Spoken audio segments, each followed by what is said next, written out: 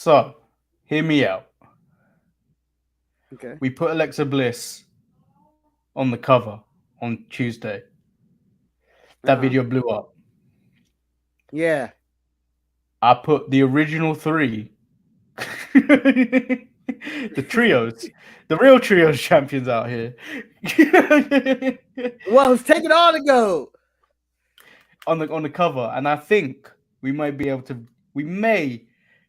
duplicate something right here. Well, we're missing Nikita. Who is I a mean, Nakia was staple. busy. Was busy doing her own shit.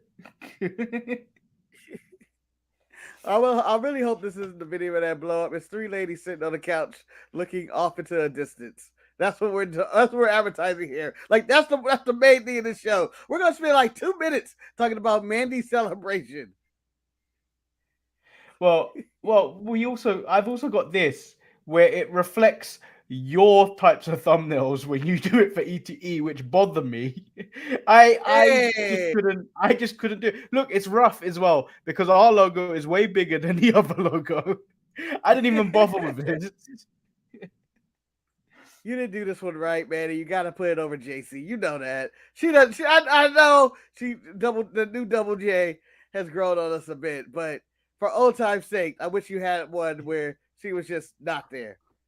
Like I right like this now. turnaround. Damn. I like this full turnaround because I am gonna put this is going on the November best of this little portion because you decided to fight me when it became apparent that you wanted JC Jane blocked out for historic purposes back all the way back in like March, and then Yeah, said it was my doing, and when I was clearly yeah, doing it for you on a request that my brother has asked me to do. yeah. But many of them asked me, yeah, it was me. Okay, it was me all along.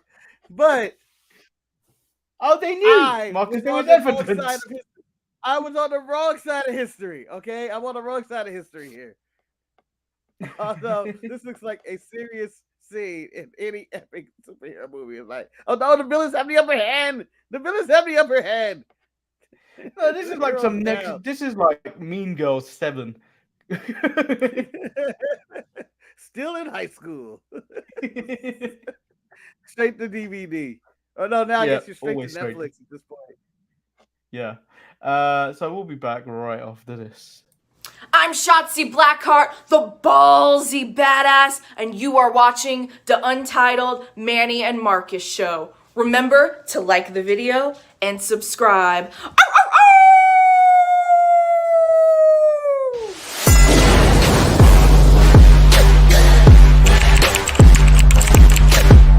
Hey!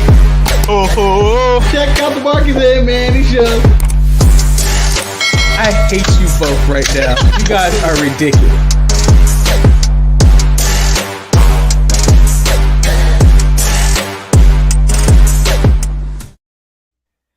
Oh no! If there ever was a way to describe how we're both feeling right now, it was that image. Marcus is tired. I'm in my Michael Jordan flu game. Yeah, I want to say for the record, and as our scientific experiment of this show going, and the only reason this show exists is for science. It's to prove that daylight savings helps nobody. I'm still tired. I'm gonna die doing this show. So fuck you, Mr. Daylight. Well, to be fair, you're not saving anybody. You're not reaping the benefits of daylight savings yet till like in 2 weeks. So Oh yeah, we'll I have don't actually have it yet. So we'll have to see if you reap the benefits of this daylight savings I'm on this not. I'm not. experiment. My car's not. It's not. It's not. I'm already on the saying no. I'm saying no. It doesn't. If there was a proposition, I could vote for it and say fuck daylight savings. And I don't mean get rid of it. I want to tell daylight savings to go fuck itself. If we could vote to say go fuck yourself, daylight savings, I would be the first one to vote to go fuck yourself, daylight savings. Um, Prop motherfucker. I want to call that one. Stay tuned to our third channel, Science with the Sharpshooters. Yes. where we tell things to fuck off. It's like Mythbusters, but we just tell things to fuck off. And Because we don't daylight savings understand is them. yeah. Because we I'll don't never understand understand you. I will never understand you, daylight savings. Fuck off. them. Science. Yeah. I do have a little bit of news, Marcus. Oh, okay. So everyone that got released on Monday, or was it? Was it Tuesday just before we did the show? Yeah. Everyone was released because they hadn't really been progressing, and we mentioned a few months ago that most people around the 1 year mark would, if they've not progressed into a certain level, they'd probably get released, and then if they haven't made it to TV in 2 years, they'll get cut. Bodhi commented on his release, revealing that WWE told him that he was not maximizing his potential during a 45-second phone call to say he'd been let go. Damn. Would you rather get budget cut call, or would you rather get the budget cut call, or you're not maximizing your potential? Get the fuck. I think that's better, because then that has two ways of motivating you to be better, or if you just choose not to and you think you're the best, the dog's bollocks. Yeah. If you think you're cool and shit, and then you're better than that, then they can take it that way. Yeah, but on NXT this week when they cut to the flag and Bodhi wasn't there, Feels who's gonna carry the flag? I think Feels, because that was instantly gone when Duke Hudson, the guy that can't fuck, appeared. Yeah, he did his best impersonation of the Kool-Aid Man and went, "Oh yeah, I got it." Ran through a wall. Still can't fuck, Duke. You still can't fuck. You can run through walls, but you can't fuck. That's what's gonna follow you for the rest of your life. I want to be at your grave, knowing I'll probably die first, but I want to be at your grave, and I want to be like Duke Hudson, great guy, fantastic wrestler. All the bullshit you get, all the praises you get at a funeral, and then at the end of it says, "But he couldn't fuck," and it ended. Boom. That was it. I'm taking that's going to your grave. I don't think he'll be loved. I think his was just like Duke Hudson couldn't fuck. I also heard that from the dirt sheets that Brian Alvarez said that Bodhi was released not because of talent like the other people, because he was a headache and issues of other kind. I don't have any information on why. I have no information on what his issues were, but I say it goes deeper to his talent. Do I believe him? I don't know. What's his sources? Who are your sources? Tell me why. If you don't have information, tell me why. Fucking dirt sheets. So what else? What else did I have? WWE have released their third financial quarter earnings report. Millions that they make. So they made a revenue chunk of 35.2 million earned from live events in quarter 3. How much do you think Clash at the Castle made of that 35.2 million? 30 million of it. No. Lower. $10 million. Close. It was just over $8 million, which I would say that's a financial success, because they could have gone to a bigger. Not that I think they would have sold out, but they could have gone to a bigger arena. Yeah. So, I guess good for them, making millions of dollars. And their profit. And whenever AEW said about or CM Punk or whoever yells, "We made $1 million gate." I wonder what the average is for each gate. Like, what is the $1 million? Like, I don't think it's $1 million. That sounds good. It sounds good. Yeah. Because if you think about it, AEW don't normally do 16,000 arenas, which is the Arthur Ashe. They normally do about 3,000 to 5,000 seater arena. So that has to be at minimum about 350 to 400K. I would assume. Yeah, maybe. But I just want to know what's a good gate. What's considered good for WWE standard at this point? Because I understand, like, I'm not saying anything about AEW about $3 million. I know it's good. It's good. Good revenue for them. But I want to know you've what's also the got to WWE think, standard, because they never brag about this event made this million or this. Like, I want to know what's their quota, what's their line. It's 8 million. Like, that sounds good for Clash, but what is Money in the Bank or what's another one coming up? Day One or something. What would have been good for that? but big companies never really brag about how much money they've made over Twitter. They normally release this information out on in a financial call with their stockholders. Yeah, maybe that's why I should become a stockholder, like Eric, and just get into one of these calls and be like, "Hey, yo, what's considered good though? what am I getting pumped up about this? Oh, good, 8 million of it. So what are you trying to tell me? Your other international live shows were shit? What did they make? What did they make? What did you do? What did you do in Australia? What's going on in Saudi? I'm sure that one pulls in most of the money. Yeah, but I think the Saudi deal's been paid off already, hasn't it? I guess. I don't know. I remember that one time Vince McMahon, they held the plane back because Vince wasn't getting paid and he cut the stream. Just ratchet ass shit are going on over there, those deals. So we'll see what happens this week on Saudi money. Yeah. Well, the real concern is actually the threat of the terrorist attack, which is to still put the show under a cloud of is it going to happen or not. But it looks like from recent reports that it seems like it's going ahead, and the embassies in Saudi Arabia haven't even warned American citizens in Saudi Arabia like there's a potential bomb threat. So it doesn't seem like anything going to. It seems like the event will continue to go ahead. Interesting. Yeah, I wouldn't be going. The coward that I am, I would have been like, "Who am I wrestling? What are we doing? What's the finish? I'm not going over. I'm not going." Let's move into have the same back injury.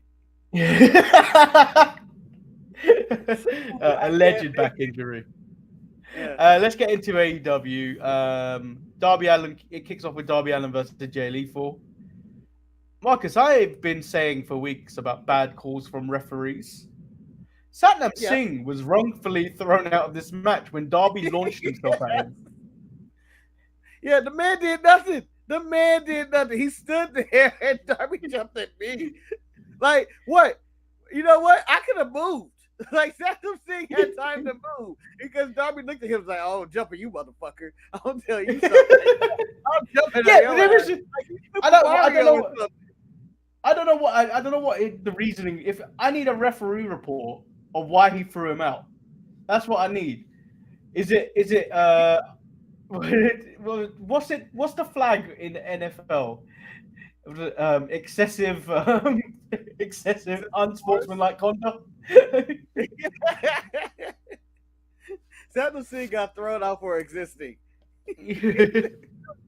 I've seen people do more and not get thrown out in AEW. More. Jamal, the entire Jericho Society, that time when Hager and going on business with the 2.0 and everybody else and all that. I'll throw all those people. Britt Baker's team getting involved royally. And the referee was in view of that. The referee was in all view of that. Yeah. Satnam Singh didn't do anything but stand there, existed. Ridiculous. Maurice is in the house. What's good, up, gents? gents? We're both dying, Maurice. We're both dying. Help us. Yeah. Shout out to the return of the MDX podcast. It's an OG podcast from B-Side Studios. It's good that it's back. Yeah. I'm enjoying their nerd show. I don't actually know the name off the top of my head, but the show, the nerd, I can't remember the name. Nerdium? Is it Nerdium or something? Yeah. Really cool. Yeah. Make sure you check it out. Go visit B-Side Studios YouTube page and subscribe. Sting throws Darby in the ring. It's clearly not him. It was someone from the factory that I will never know his name. Was it Two Dimes? I think it was Two Dimes. What are he, Stacks? No, Or is Stacks. he Two Dimes? Stacks he's is Two already. Dimes. Stacks is still there. He's Two Dimes. Yeah. And then they're They fooled. made me feel like he was special. Yeah, He he's took not. it off, and I went, "That's who." We're building this up. He didn't have to be in that Sting disguise to do what he did. He chose to continue to wear his Halloween. He was like a kid who continued to wear his Halloween costume for the rest of the week, even though Halloween was a week ago. Get out of here, Stack. Two Dimes. And then after a distraction of the Sting music, Jeff Jarrett nails Darby Allin with a guitar. We're back in 1998, Marcus. Jeff states that he wants to worship. If he wants to worship the icon Sting, it's clear he has become his biggest weakness. He then takes aim at not my words, Marcus, the rabid, delusional AEW fan base. Careful when you say that. Everybody that says that gets attacked. Either Dan Lambert, some random guy in some form, Eric, us. When he's whoever, baby. Whoever you say that. When he's done there, there's gonna be full body bags. Choke on that, slap nuts. So this current Double J wants violence. Caveman chose violence. Might as well get your bodies, lay boots down. But lay all the buses down, let his gat explode. That's what we were at with Jeff Jarrett. Yeah. When he came back, I went, whatever. Behind every great promotion, Jeff Jarrett has been there to watch it fall. Just saying. Well, he's claimed 3 bags this year. Ric Flair's last match, WWE, and AEW. I think Jeff Jarrett may be having the best 2022 right now. The resurrection of Jeff Jarrett. Yeah. He got a new job. He's like the director of executive live shows or something like that. Which, I guess they're going to do more house shows, I'm assuming. And Jeff Jarrett's going to that could potentially ruin them. What, going? Nah, I think they'd be okay. It's just a small If they do one a week, I think that's fine. But if they do multiple a week, I don't think they've got the pull at the moment to sell out. I mean, no, but I think they could get away with it if you just tap smack that AEW brand on it. The loyalists will come to a smaller venue. If these other indie shows can pull in, decent money, I'm sure AEW can by just saying, "Oh, we got Darby Allin and Scorpio Sky wrestling tonight in a show," and just mix it up with some of the other women and stuff like that, and help them get more reps, and more people would get more time. Maybe, yeah. Well, maybe they just take Dark Dark goes on the road. Yeah, Dark and Elevation probably go on the road. So we get a AEW World Championship Eliminator match between Jon Moxley versus Lee Moriarty. I nearly said that wrong. Mox said Lee isn't ready for the Blackpool Combat Club, but he's still a teacher, and tonight he will teach him a lesson. I imagine the X-Men school and Jon Moxley teaching classes of violence. This is violence. All right, cut yourself here. Whitney. Give me a sandwich for teaching violence today. But Lee Moriarty, again, there's an extent of working and then working too much that you become desensitized to Jon Moxley matches. Like, Yeah. I feel like he's working too much. Like, I understand what he's doing. He's going for a high work rate. His chief's the champion that's going to be there all the time. Fighting champion, take on all contenders. I understand all that, but there's an extent of it going too far. Like, when I kind of just go like, "Oh, it's another boxing match where he's going to win." And they keep teasing like, "Oh, he still has this match with MJF at Full Gear and all." But if Lee Moriarty wins, if Lee Moriarty wins, he gets a title shot anytime of his choosing. And I'm like, no, let's not do this. A simple promo would be okay. Well, there's also protect your champion. Like, let him cut a promo, and let that be the segment. Like, there was no MJF this week. There were John Moxley fought Penta last week on Dynamite. He's fought Matt Menard on Rampage, is what they said. Because we clearly didn't watch that. And then he's going off against Lee Moriarty this time. It's just like, yes, I think he has Rampage, doesn't he? Yeah, he's being a working champion, but the working championship is normally your mid-card title, not your world title. You need to make that seem like, and especially that they're making it more like a sport. That they want to present it more like a sport. World champions don't fight every week. Let alone not fight every week. They don't fight every week, and they don't have title defenses every week. He's working the schedule of what if the LA Rams decide to play every week, or not every week, but every day, or that a football game happens. So it's a Thursday football, the Rams in there. No, he's doing the John Cena U.S. Open Challenge. But y'all would just do that once a week. John Moxley's doing this like 3 times a week, and then doing indie shows. John's gonna burn himself out. But I just feel like there's just too many title matches that happen on the one show every single week. Yeah. Well, there was so many title matches this week. Yeah. And there was 4 on this week. There was 4 this week. I know it's a non-title match, but let's focus on let's get into some stories. There's a lot of talk. Not a lot of talk on this week. A lot of matches for titles. The match was actually not that bad. Like I enjoyed the match. Yeah, Ethan Page takes out Mox at the end of the match, and then it kind of just ends from there. We go to the sit-down interview that Renee was supposed to have. Britt Baker didn't show up. Saraya said when asked about her medical status, she's going to address it next week because she still wants to consult one more doctor. I mean, you ain't cleared. No. Manny, the one more doctor is Britt Baker to ask her, can't we wrestle at Full Gear? Oh, no. But she's not a real doctor. Yeah, but that's the point. It was a play on that words to, say, oh, she's talked to one of her medical doctors. No, she's talked to her fucking dentist about if she wants to have a match at Full Gear. I can't talk about your neck page, but maybe you got some gum disease. I just felt like sitting there. They advertised this sit-down interview all week, and we did get it. Britt Baker was here and decided to do another Britt Baker promo in the back. Yeah, which I didn't even pay attention to. They just wanted a new competition or something like that. But here we go. Me agreeing with Britt Baker here. No, how the fuck we gonna do a sit-down interview? For you? With your interviewer? My guy's Tony, damn it. I talked to Tony on my time. And I have my own talk show that was short-lived. The waiting room with Britt Baker, or whatever the hell it was called.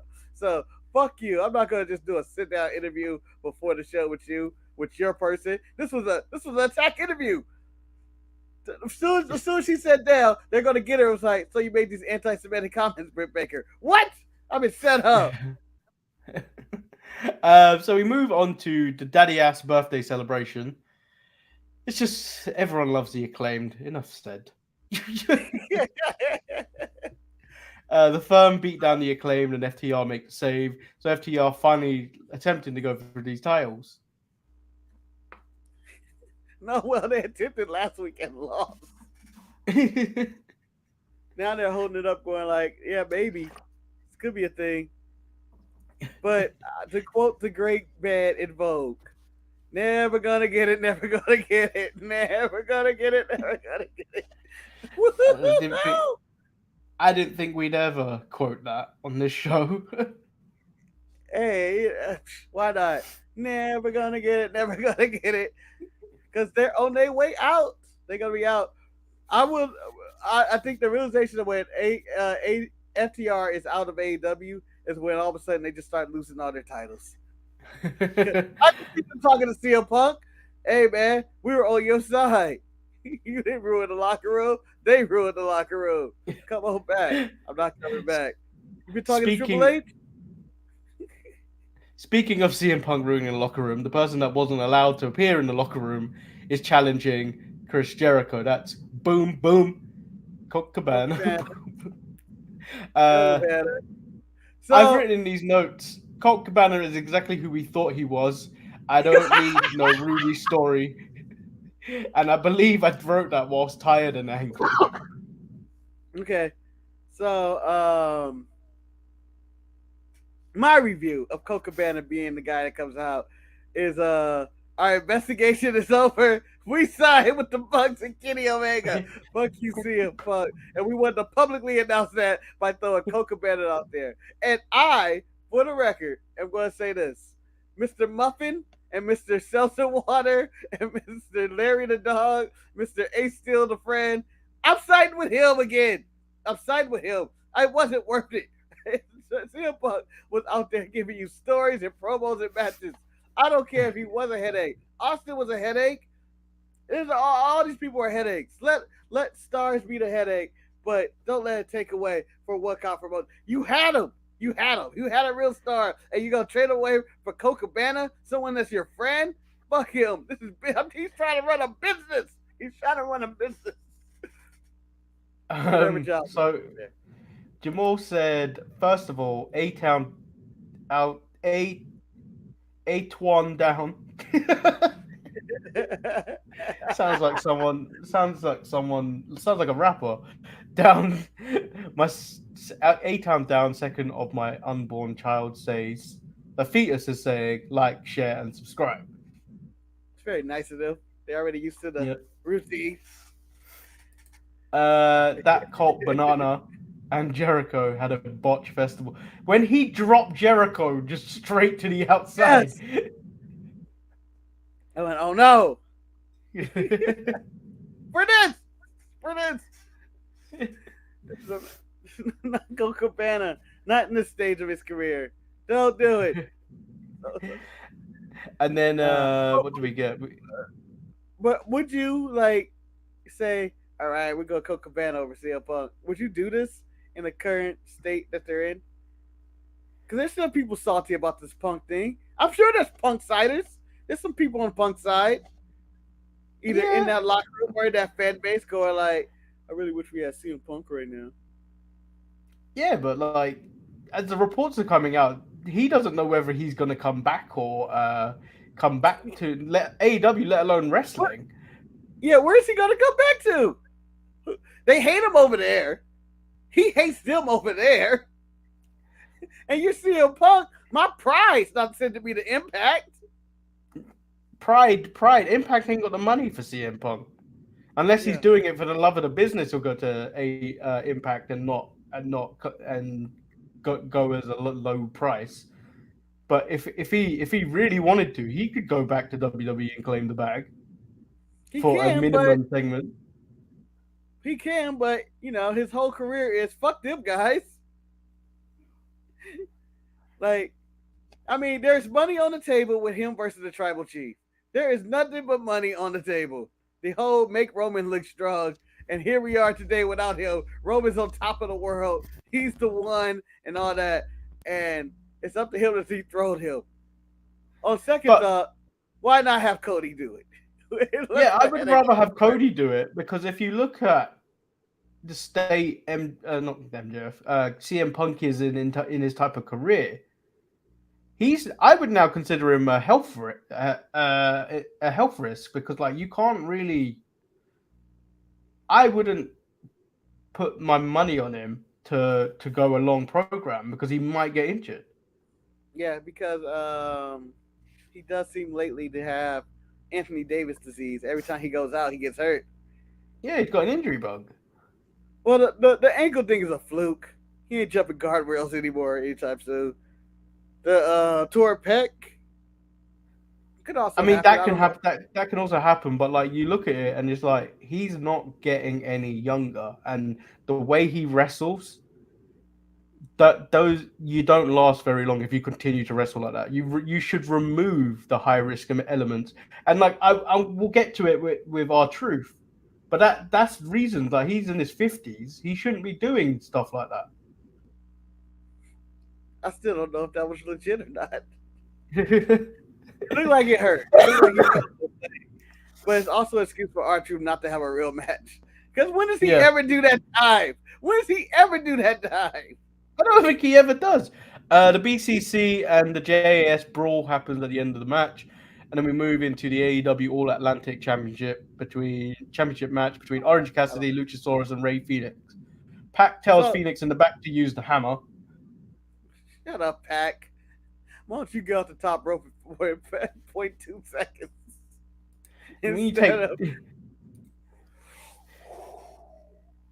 Take you 45 minutes to do any move from the top rope. Yeah, I'm gonna release my hot take on Pac right now, Manny. But it's gonna take me as long as Keith Lee to say it, and as long as Pac is to jump off the top rope. Here we go.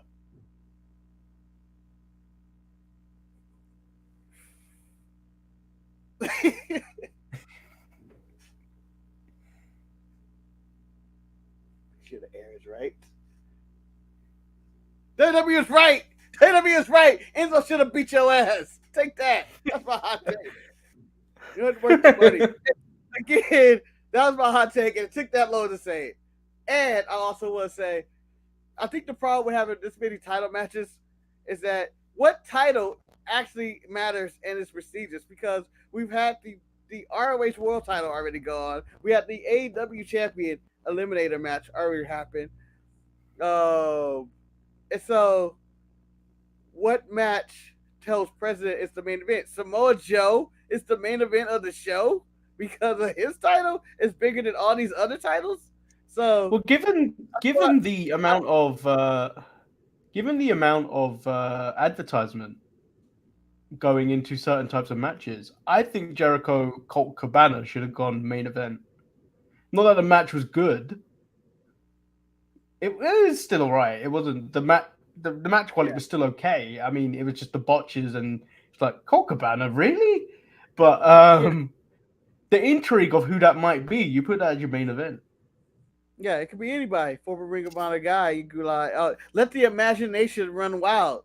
Whether you're thinking, Jay Lethal, Bryan Danielson, or Nigel McGuinness coming out of retirement, or something like that. You know, you got imagination can go wild. A former Ring of Honor wrestler, but then they say it's a former champion. Colt Cabana wasn't no champion. Yeah, and then they also add to this match that the winner gets a contract for their dream opponent on Rampage. And Orange Cassidy wins the match. It was an alright match. Pac tries to attack Orange Cassidy with a hammer, but Shibata and the rest of the best friends come out to make the save. I think Pac had plenty of time to nail him with the hammer and run away. And then his whole life before attack. Yeah, Shibata points at the All Atlantic Championship, and then Orange Cassidy hands him the contract, and he signs it. And we've got a All Atlantic title match on Rampage. Why is Shibata on Rampage? Shibata, in his prime, one of, if not the best wrestler in the world. In his prime, one of my all-time favorites. In there, I was like, what if Kenta had height and just the intensity that Shibata brings to every single match? I don't want to see him lose so much, Cassidy. Yeah, and then there was intrigue about Shibata versus Bryan Danielson as well, which I don't know much about Shibata, but I would enjoy watching that. From him, the positives that I've heard about Shibata. Yeah, hopefully he's 100% healthy. He's still recovering. I know he's taking his time with doing certain matches, but he wants to fight Bryan Danielson, and I guess Orange Cassidy are his two people of his list. He wants to fight. And you know what? For him and Bryan Danielson, barring no one gets hurt and fighting a very safer style than they would if this was 10 years ago, I'm down for this. I'm still down for it. Sneaky Swerve is in the back with Rick Ross, the biggest boss, to be his hype man. I don't know how I feel about this segment because it was funny. It was funny, but like Rick Ross was clearly going on the PR kind of trail like that. That's an accusation, but like we've seen it, Rick Ross. We've actually seen footage of it. Nah, you don't know what really happened. You don't know. I like you question Rick Ross. No, we see this.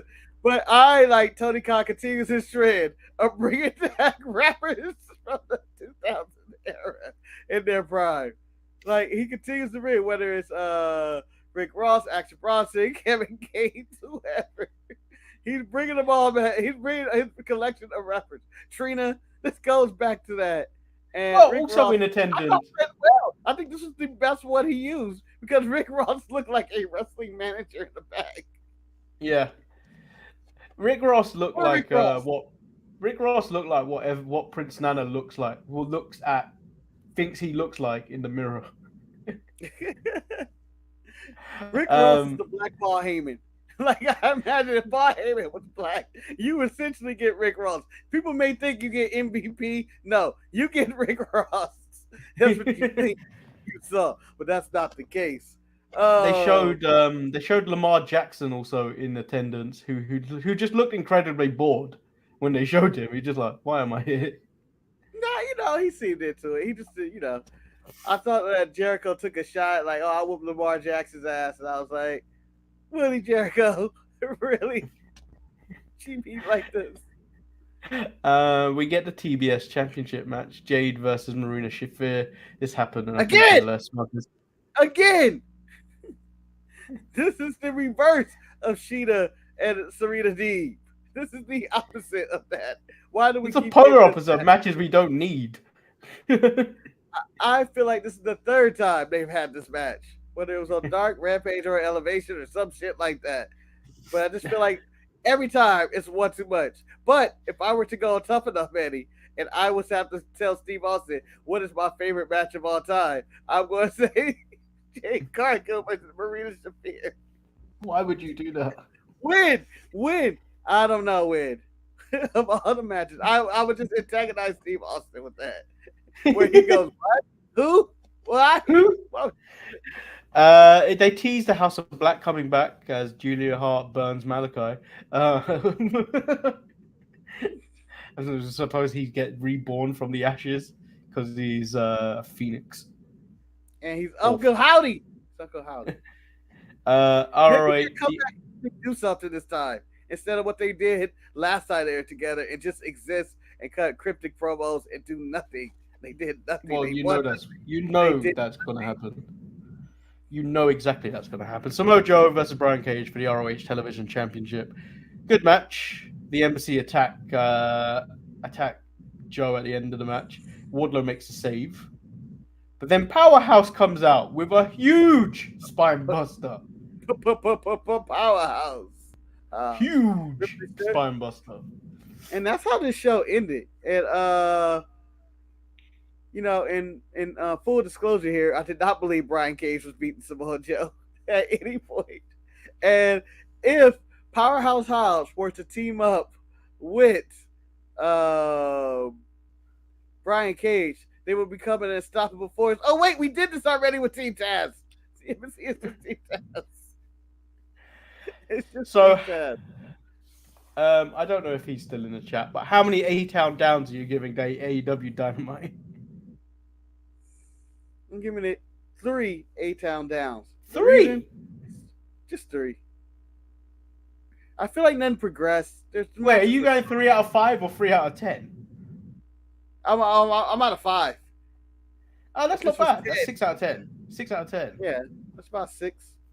It's solid matches. No story progression whatsoever, really. Yeah. Like, or anything interesting. Like, I don't care that they have all these title matches. Just put something behind it.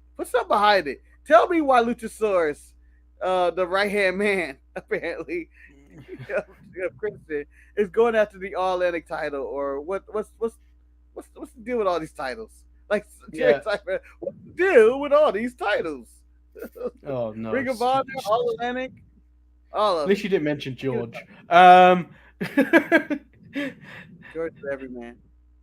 Yeah, I think AEW's found their groove again. I think their match quality is improved because they did take a slide in. They did take a little slump. I feel like they were in a little slump over the last few weeks. Their match quality definitely has improved.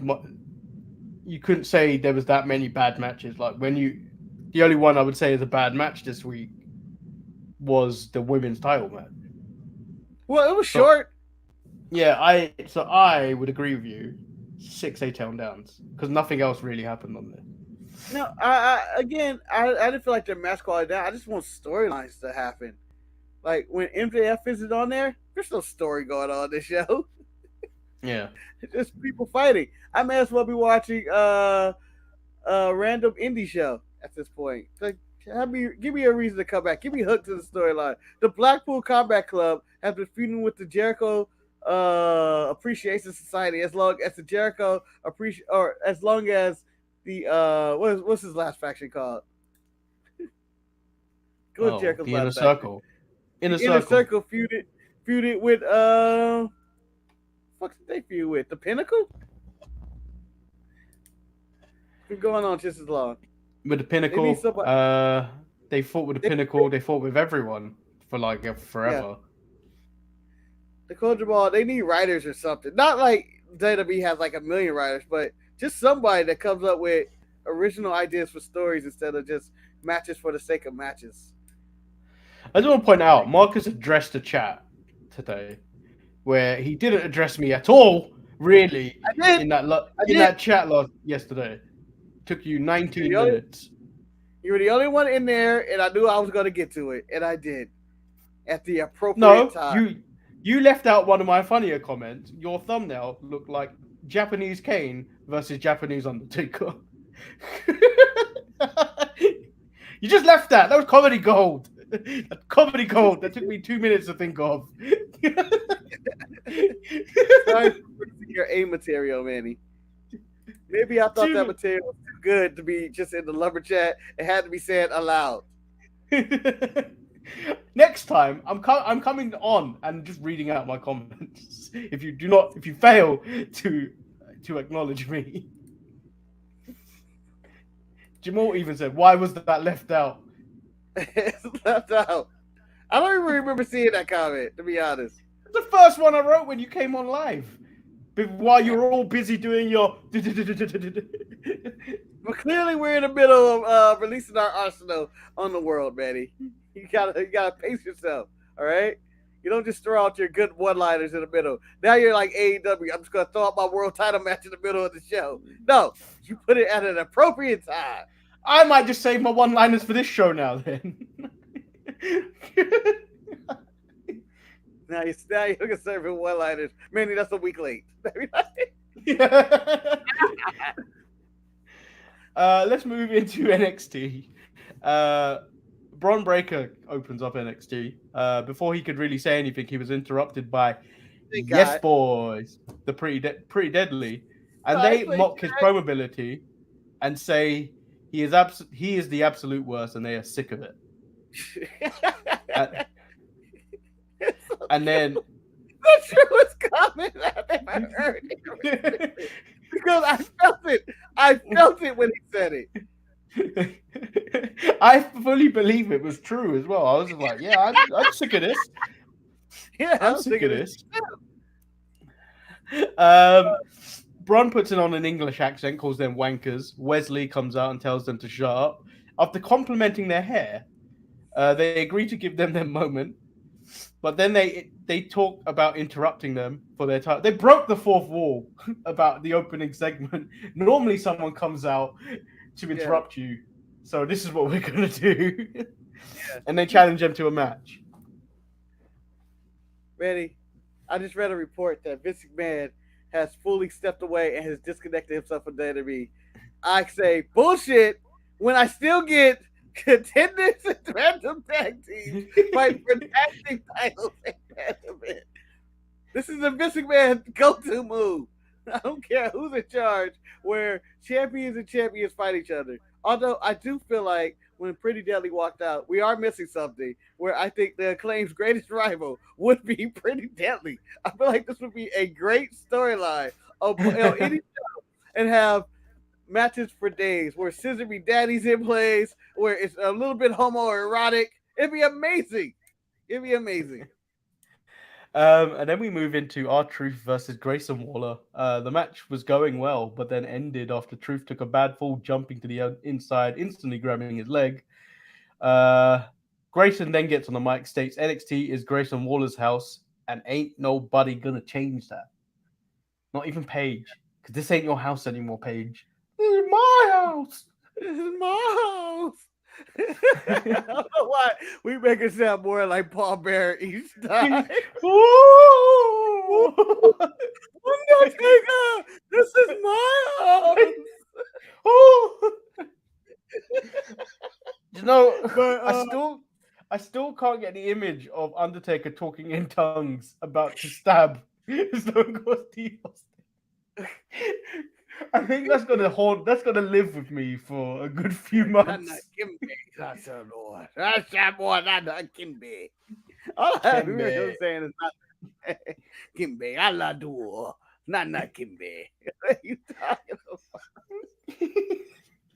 All right, a long time ago, I swear to God, I think it was just me and Ryan doing this. So whenever we would talk, we would say not Kimbe. Just because the Undertaker was saying in his quote unquote sacrifices or embalmings or whatever he would speak tongue. So we get the Schism sit down. What's his name? I can't remember his name. Who does the sit down? The interviewer. Vic Joseph, there you go. Asked Ava Reigns why she joined Schism because nobody took the time to get to know her, and when she had a injury that required surgery, only one person that contacted her was Joe Gacy. I don't believe that was the case. But okay. And then Joe Gacy says Ava isn't in Schism for what she can do for them. People have been asking her for stuff her entire life. Ava's there because they accept her for who she is. They are committed to making an example of Cameron Grimes because you don't get to reject the Schism and walk away. Talk your shit, Ava. Talk your shit. Later she went to the Twitter where somebody was like, what did your dad think of you joining that? It ain't about him. You think I care about him? Fuck all that. Fuck him. Fuck him. He's too busy raising Kevin Hart.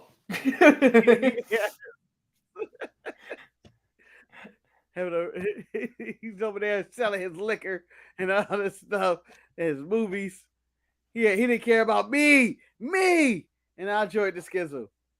She was obviously in a backstage segment, but I think she handled herself pretty well in that. Like, I don't know how she's going to be with a longer script when it comes to talking live on a mic, but she handled herself pretty well in this backstage segment. And then this is the first time properly that the Schism has been presented to be something serious. She added something to the Schism. It's like when I'm gonna say it. Dominic was added to Judgment Day. They are now complete. Weirdly complete. Like it shouldn't make sense, but it does. Yeah, Schism is complete, and she will, she brings intrigue to the group when you go like, I want to see what Ava Raine can do. And I already was online. I already see people going like, yeah, but she can do this. Let's see what she does in the ring. That's what I'm worried about. It don't matter what they do in the ring. The Rock wasn't the best in the ring either.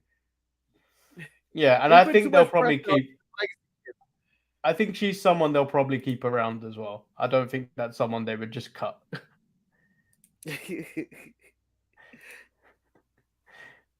And then we get Thea Hale versus Kiana James. Sure? sure. Yeah. I'm fucking Thea sure. Hale versus Kiana James. Kiana James hands her big-titted assistant to hand papers, which we later find out she hands papers to them guys we don't like. The guy that can't punch, and the Virgin, Yep. and Yep. Fallon Henley. She gets her real name. I'll give her a real name. She ain't that bad. She's the best out of the trio. I would respect her name. You're the next Mickey James fella, hit me. Fuck these other guys. Thea's sad that Bodhi got fired and can't carry the flag. So the dude that can't fuck Dude Hudson picks up that flag. Duke keeps Thea in the match by putting her foot on the rope. Andre Chase sends him to the back, and Thea still loses. And then Charlie Dempsey, England's last great hope, takes out Andre Chase, but Duke makes the save. And then he's weakening at I believe it's still 18-year-old TL. I believe. I just want to tell her, hey, listen, I know he's giving you the eyes right now. It may look like a total package here, but honey, he can't fuck. He can't fuck. So we move into Odyssey Jones, the Big O, the OJ Styles versus Big Body Harvey. I can't have it. How dare he also be calling himself Big Body Harvey when at one point he was standing next to Idris, who's made out of stone. He's got definition everywhere. Yeah, Idris is ridiculous. I wish I'm at the point where I want him to put a shirt on. At this point, he makes me feel uncomfortable. He makes me feel uncomfortable. I'm learning about muscles due to Idris Adolphe just standing there. Put a shirt on, damn it. Be humble. I know Roman is telling you to be humble. You be humble. Jesus. Yeah, and then OJ needs to put some logos on his. He needs to put logos on his singlet, Marcus. Why Mark Henry didn't? Huh? Mark Henry didn't for a bit. Yeah, but you got to realize that you look like you're wearing everybody's grandmother's bathing suit. Why not? Would you tell him that? Would you tell a man that big you look like you're wearing your grandma's baby suit? Nah, he'll rip you in half. I would. I'd be saying it from the Wade Barrett. I'm afraid I've got some bad news for you kind of platform. You can't get me. Man, you gotta come down eventually. No, I don't. I got snacks. I got food. And I got time, suckers. All right, but I thought he looked solid in the squash match. You know, it's good for him. Big Body Hobby is the best stuff we got right now. And then we get the Mandy 1 year celebration. Do you know what the highlight of this was? What's that? The return of Mandy. We didn't get that. We didn't get the little scream afterwards. But the multiple times of Mandy. I love that her entire gift that they got her for her 1 year celebration. Mandy, we got you a video package. Everybody got one of those. But you know what? Well done, video package. Put respect on her damn name. Okay? Yep. I had enough of this. I had enough of it. Alba Fyre shows up, and I'm just going like, oh, again? Again? I know you're cheating out, but again? I was hoping somebody else would show up. Well, who else is there? She drops everyone and puts Gigi through a table. She said that this week she's taking out Gigi, next week it'll be JC, and in 2 weeks she's taking the NXT title. She ain't gonna do it. Yeah. That's something you're not gonna do, Alba. Apollo's in the back dressed as a chef and suggests that Braun Breaker is ducking him.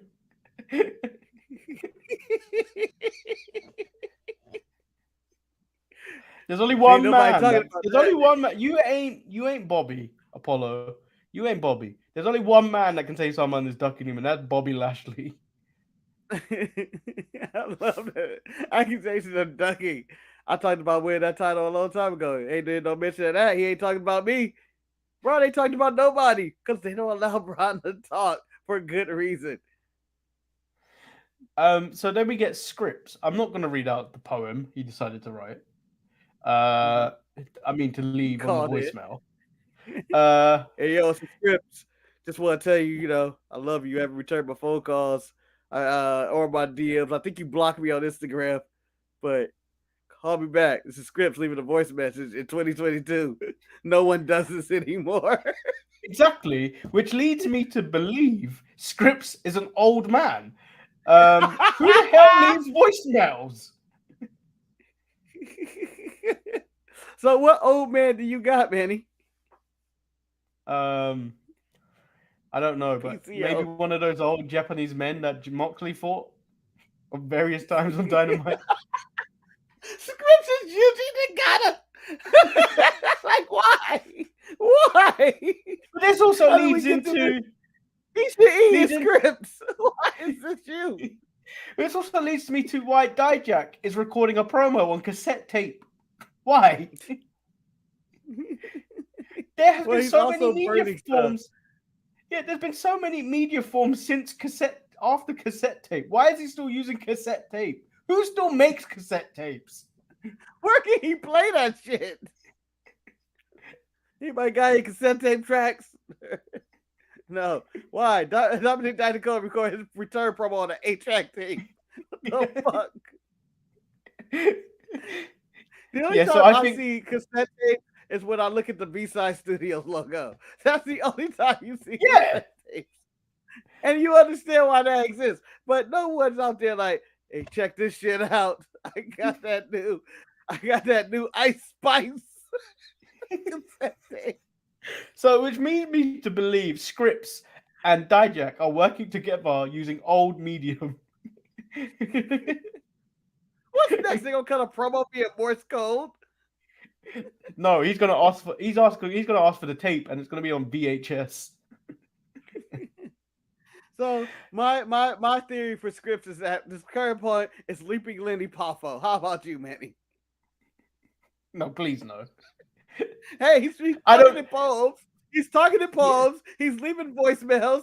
He gotta be an old man. Leaping Lenny Poffo is Scripps. I don't think Lenny Poffo's got the dexterity to leave tags written in, like leaving his tag by writing scripts on walls in spray paint. I don't think it still has to be someone relatively old. It's the genius. It's the genius. I'm telling you, it's the genius. Maybe it's Paul Ellering in another comeback. If you want to use old man tagging shit on the wall. He's like, So let's move on before we could spend ages on this segment. of course, the NWO is back in the ring. It's Hogan. It's Hogan, Marcus. It's Hogan. It's Hogan.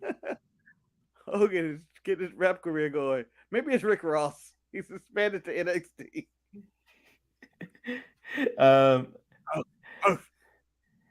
So we got Indy Hartwell versus Zoe Stark. Zoe Stark gets told to chill out by Indy in the back, and Indy says they're lucky that they're getting another title shot next week, and asks when the last time she got a title shot. Zoe says that's because you don't deserve one, and then things kick off. Yep. Where Indy Hartwell's being the muscle of the locker room, going like, "Bitch, how can you talk to me like that?" And I'm like, she's the Indy, tallest you're of the Indy locker Hartwell. room. Yeah, you are the tallest, and you're the only one who's been here for like 20 years. So I guess you are the Undertaker of the locker room. I can imagine Indy Hartwell holding wrestling court. Like, he's still doing here. Nikita spends her evening trying to calm Zoe down, and as she also talks her out of putting Indy through a table, but then Zoe Stark eats a big boot and an elbow to the back of the head for the win, and they made a big deal that Indy Hartwell is on a winning streak.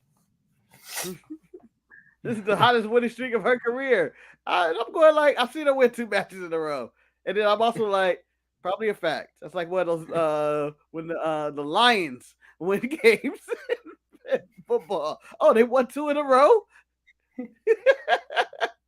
Or Indy Hartwell, Manny.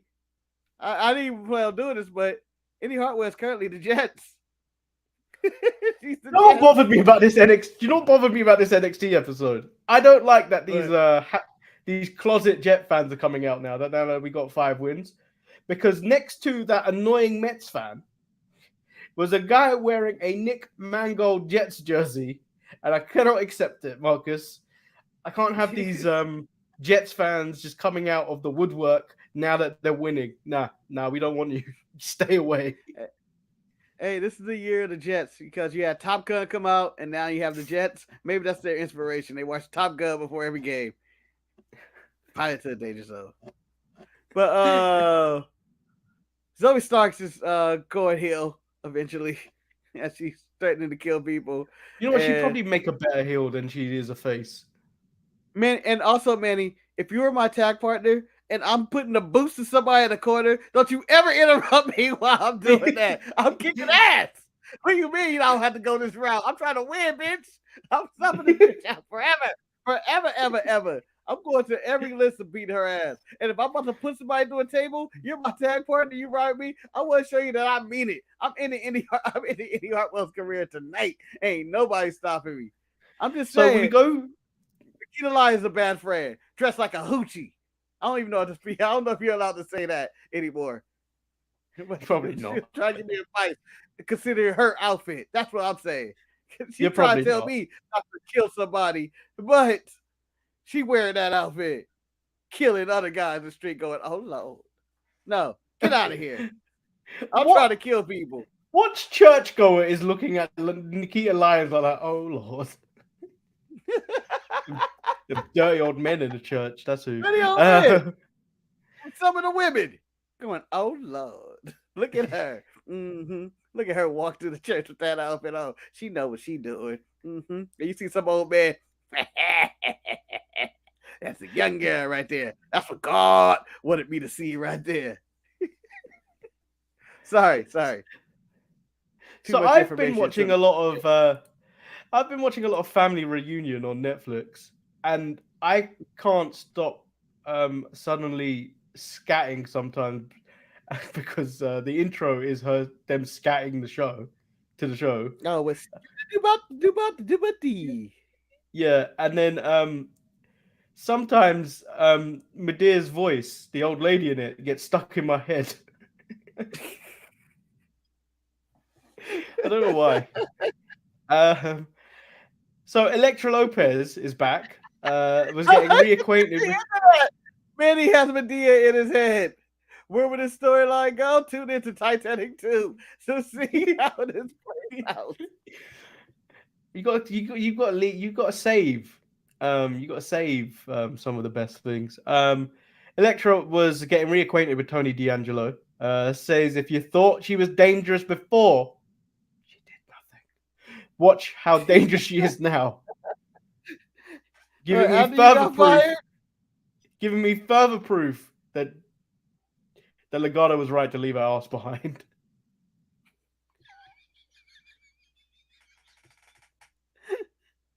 Well, she was Tony D'Angelo's top earner in the merger of Legado and the Don family. And so you got to believe in that. So, yeah, but yeah, they left her on the wayside. Like, you ain't going to do nothing. They left her there to die. Yeah. Jamal has asked Elektra Lopez or B-Fab. I will take Elektra Lopez. Yeah. B-Fab threw that bicycle kick. Unbelievable. This week. And then Elektra Lopez in the same week did a blindside attack. 1 point, Elektra Lopez. SmackDown is lucky they have better female wrestlers on their show because B-Fab pushed back women's wrestling about 20 years with that bicycle kick. Speaking of other things I don't care about, Valentina Feroz versus Cora Jade. Marcus Veer is out here cock blocking. He's telling Sangha people are taking advantage of his kindness, and they're looking at it as weakness. As Valentina, the Bird Lady, asked if he's going to be in her corner for the match. Yes. And this match was garbage. Oh, no. She was going against Cora Jade, but this match was garbage. Manny, I want to say I 100% agree. This match was garbage. But the emotions were there, man. I had the feels. Where Senga did not walk out with her and she just looked all alone. Like my partner's going, and now Senga's left me, and I'm going to go fight Cora Jade. I pre-prepared a statement if you went against me and saying this match was trash. Another man's garbage is another man's treasure. I enjoyed it. I enjoyed it for the feels of Senga just going to the dark side and Veer leading him that way. Come on, Veer. Leave her alone. She's about to go have a trash ass match. You don't need to see this. Wendy Chu makes the save at the end of the match as Cora decides to continue trying to hit her with a kendo stick. And then J.K. Smush says, "Good afternoon, good evening. Oh, may Hulk Hogan have urine in his Cheerios from now till the end of time. And you don't have to have Cheeto dust on everything. Looking at you, Applebee's." Don't even. Why have you taken aim at Applebee's? Fuck Applebee's. That's why. Unless they want to be a sponsor of the show, then absolutely, I'll do their 2 for $20 and have some of their margaritas or something. But fuck that place. They're almost in the category of Arby's for me. I was just about to ask you that question. Arby's or Applebee's? I go Applebee's. And if you want to say where Greg's was involved, Applebee's over Greg's. I'm just telling you now, Greg's is delicious. Pretty Deadly versus Bron Breakker and Wesley. It was a pretty good match. Miller comes out to assist for the win, and Bron is attacked by Von Wagner at the end. Why? Yeah, I was like, Melo's still here, and Von Wagner is looming. Von Wagner was threatening earlier at night with his lips. I forgot who he threatened earlier. He was like, "Say Apollo. It was Apollo. Yeah, Apollo, you have no chance. Look at me. I'm incredible. I'm unstoppable. I'm Von Wagner. I am amazing." And Apollo looked at us, this is a damn shame that they allowed this man on TV. And then Apollo's watching the match on, and then JD McDonough says something to him, which I could not care less. I didn't even done it. You're never gonna get it because you're a failure. And I was like, all right, cool. That means Apollo's got to whoop his ass. I'm whoop your ass. I'll whoop your ass. J.K. Smith said it's because they have Cheeto dusted chicken wings at Applebee's. Yeah, but let me remind you, you don't have to order that. Manny, you can't say that. You ordered a gravy pizza. You lost all credibility about ordering food. Again, I like gravy. I like cheese. I like pizza. Putting those all together, and you may enjoy it. He does not like Cheeto dusted things, which hasn't been disclosed. But he didn't have to order that. If he saw that and didn't like Cheeto dusted things, he didn't have to order that. He could have ordered whatever barbecue wings he wanted. Wait a minute. What chicken wings he wanted. Manny, as much as I just shit on Applebee's and saying they're in the category with Greg's and Arby's, Cheeto dust chicken wings, hot Cheetos sounds really good. I've seen the commercial for it, and I was like, maybe. But then again, maybe I won't fall into that trap. God damn you, Applebee's. Cheeto dusted chicken wings sounds like diarrhea for like 3 hours. Instant diarrhea for like 3 hours. Does it? Nah. Now everything else at Applebee's, guaranteed diarrhea. Whether it's their spinach dip, their unlimited appetizers, or whatever. Hell, even their water gave me diarrhea. But this, what have you put in the water? Shit. What is it? Shit water. If you're constipated, go to Applebee's or Taco Bell. Just saying. You know, Taco Bell doesn't give me diarrhea. Maybe it's the meat they use in America. Well, we don't use real meat. We just do it. I'm pretty sure it's not human meat that they use anymore. I mean, not human meat, cow meat or whatever. It's probably humans. Just shit horse everywhere. meat.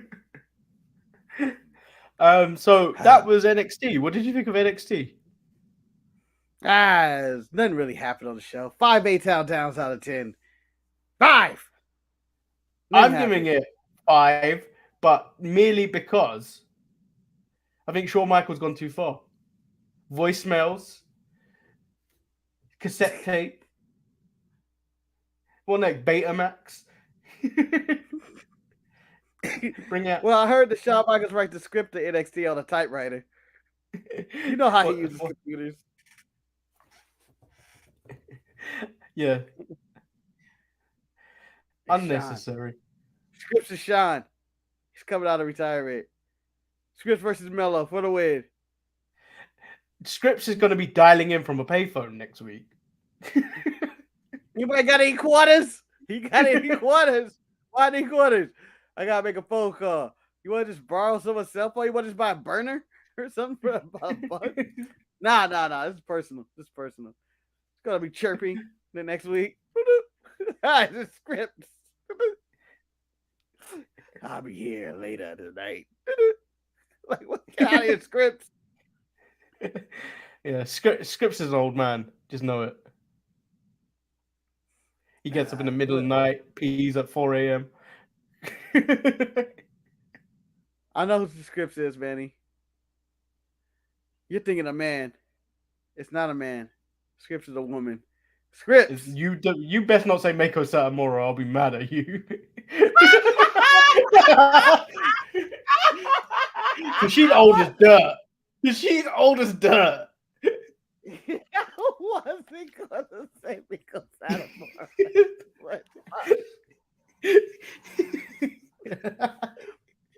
Baby, that hit too hard. Fuck it, it's Miko Satomura. Now you're never gonna know who I thought Scripps is. Miko Satomura is a definitive answer. No. Just because my answer was better. Who was your answer? Nope. You're never gonna know. It's Miko Satomura was my answer. I'm gonna also go with Alondra Blaze because she's also from that time frame. No, I was gonna say it's Tegan Knox's knees are gonna make their return. Just her knees. Just her knees. Her knees will use as payphones. They're old and beat up. But Miko Satomura is the answer. I don't have anything else to say for this show other than stay tuned for the watch along. If there isn't a Saudi show, should we do a Saturday show? I think that's one of the questions I put up. We've suddenly got upgraded to make posts on our community channel where we can keep you updated about things that are going on the show. So we currently got up there that due to daylight savings, the show is on an hour. The Untitled Manny and Marcus show is on an hour later if you live in the States. And there's no Saturday show as of yet because there is a watch along of Crown Jewel. Final Boss left a comment on that and said if Crown Jewel gets cancelled, are we doing a Saturday show? And I'm not sure. Yeah. It's all up in the air. Tune in Saturday to find out if we show up or not. Yeah. Well, this flu might fully take me over. No. Yeah. Manny goes, the flu got me. Damn it. Bird flu. Latest threat in American history. I think I would still be here, but like very reclined, like I'm about to fall over. Yeah. I would like for you to be reclined and under a blanket at all times, Manny, holding a cup of cocoa as you do the show and go, oh, that's bullshit. Yeah, so tune in on Saturday. We've got Roy's Retro out tomorrow. I can't remember what happened on that episode. But it's a good one. People. I'm sure it happened in 1998. It always happened in 1998.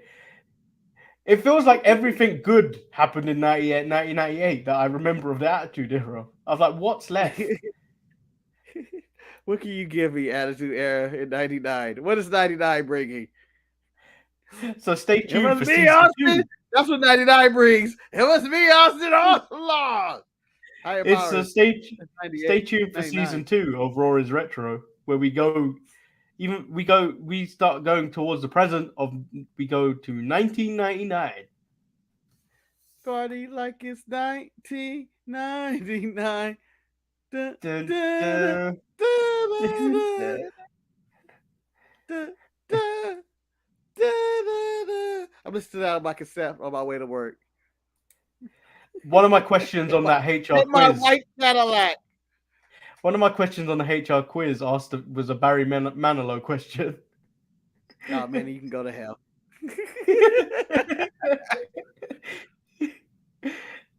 We went with that. How am I supposed to answer this?